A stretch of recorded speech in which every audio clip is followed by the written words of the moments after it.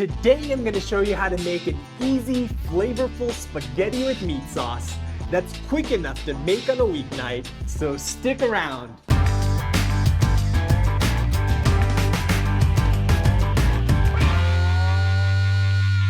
Welcome back to No Recipes. I'm Mark Matsumoto and I'm here to show you how to elevate your everyday meals. So hit that subscribe button and ring that bell so you don't miss out. I've shown you before how to make a proper ragu alla bolognese, and although it tastes amazing, it takes about 3 hours to put together. That's fine for a weekend project. But what do you do when you're craving meat sauce on a weeknight? Well, by cutting back on the number of ingredients and using a few kitchen hacks, I've put together a spaghetti with meat sauce that comes together in around 30 minutes. Let's have a look at what we're using today. Since this is meat sauce, I'm using 255 grams of lean ground beef and 100 grams of ground pork. This step is totally optional, but I like to grind my own meat from whole cuts so that I know what I'm getting. Today I'm using an eye of round and I'm gonna chop it up into chunks so that it will fit into the meat grinder.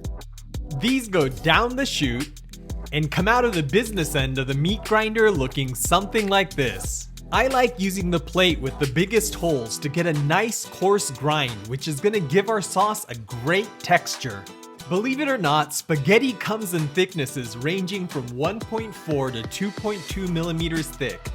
I'm using 300 grams of the one on the left today, which is 1.9 millimeters thick and takes about 9 minutes to cook.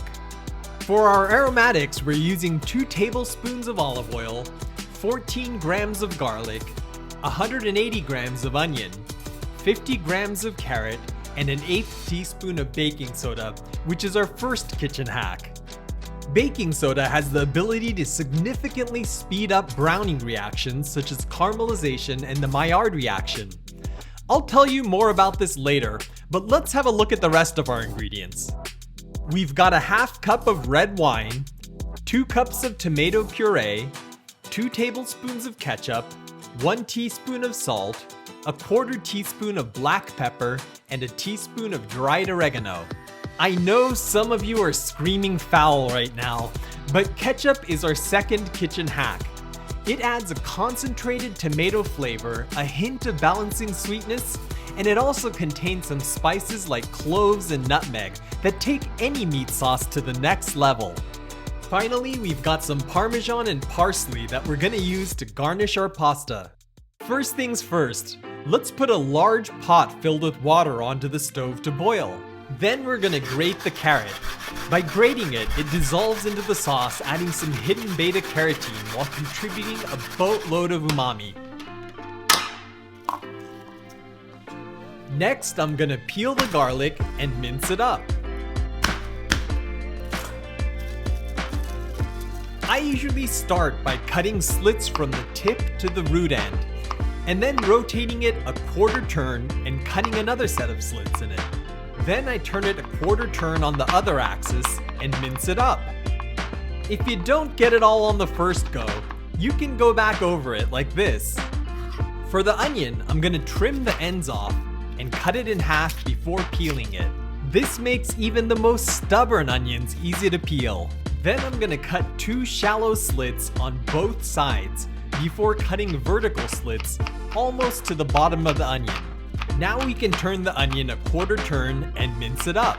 Here's where our third kitchen hack comes in. By grating and mincing our aromatics, we're gonna be able to caramelize them in about 1/3 of the time they'd normally take. Next, let's dissolve the baking soda in about a tablespoon of water. Once it's dissolved, you can pour it into the frying pan. Then I'm gonna add the grated carrot, minced garlic, minced onion, and olive oil. Now I'm just gonna stir this up to make sure everything is evenly combined.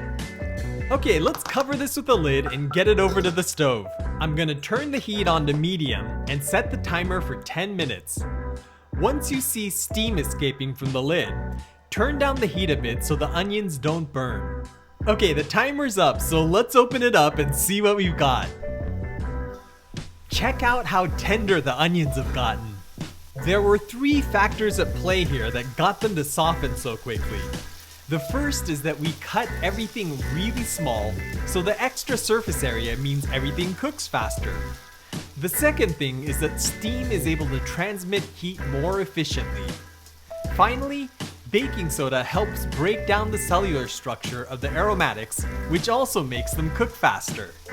Now all we have to do is turn up the heat and saute the mixture for about 3 minutes, or until it's about a third of the original volume and golden brown. By raising the pH, the baking soda speeds up this process as well, and we're gonna be able to get a ton of umami out of these ingredients in very little time. That's looking pretty good, so let's get the beef and pork in there and break it up with a spatula. Meat sauce needs the robust, meaty flavor of beef to taste right, and pork has a savoriness that's hard to beat. The duo creates a synergy that's gonna give our sauce an insane amount of flavor. If you can't eat pork, lamb will work as well. Now I'm gonna add the red wine. You're probably wondering why I didn't brown the meat all the way, because I'm always talking about the importance of browning reactions. But I have a good reason. Although it would impart more flavor, browning meat makes it tough, which means you have to cook it for longer to tenderize it. By adding a liquid in early, we can simmer this for much less time and still get super tender crumbles of meat in our sauce. Besides, we've already got plenty of umami from our other ingredients, so it's not necessary. Once the mixture no longer smells like alcohol, go ahead and add the tomato sauce, ketchup, oregano, black pepper, and salt. Now we're gonna let this simmer at a slightly higher temperature than we normally would while stirring it constantly. The goal here is to evaporate the excess liquid as quickly as possible. This should take about 10 minutes. You know what else takes about 10 minutes? Our spaghetti, so let's get that into the pot. Our water is at a full boil now, so I'm gonna add a generous amount of salt. I usually add about a tablespoon of table salt for every gallon of water.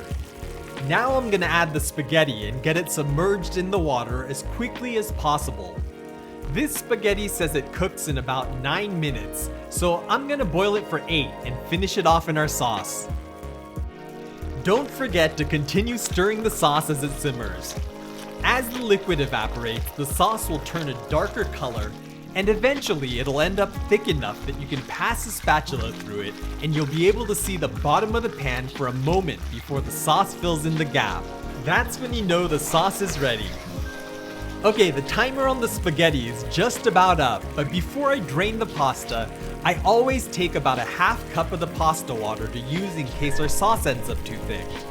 Now we can drain this. Oops, sorry about that. I guess this strainer's a bit camera shy. Okay, pasta goes into the sauce, and then we just need to toss this together. Did you catch what I did there?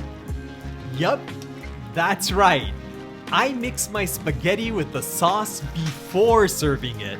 This allows the noodles to soak up the flavors of the sauce, and it also keeps them from sticking together. Okay, this hot tangled mess is looking perfect, so let's get it plated up. This is good, honest food, so there's no need to do any fancy twirls or anything like that. Just get it onto a plate with a good amount of the meat sauce nestled in between each strand of spaghetti. Finally, I'm gonna garnish this with some chopped parsley. Then we're gonna hit it with plenty of Parmesan cheese. The key to any great sauce is to prepare the ingredients in a way that maxes out their umami while bringing them together in harmony. This usually takes some time and patience, but today I've used science and a bit of elbow grease to speed things up. This spaghetti with meat sauce has a ridiculous amount of flavor considering how quickly it comes together, and it can be scaled up to feed a big group. So I hope you'll give it a try. If you enjoyed this recipe, you can let me know you want to see more like it by giving this a big thumbs up and by sharing it with all your friends that could use a quick weeknight recipe. As always, I want to thank my amazing patrons on Patreon who helped fund this video. If you're learning something new from my recipes, I hope you'll consider clicking the link up here to join the No Recipes crew and help support our future videos. Well, I'm starving, so I may just polish off this entire batch of spaghetti by myself. But I'll catch you in the next one. Check us out on Instagram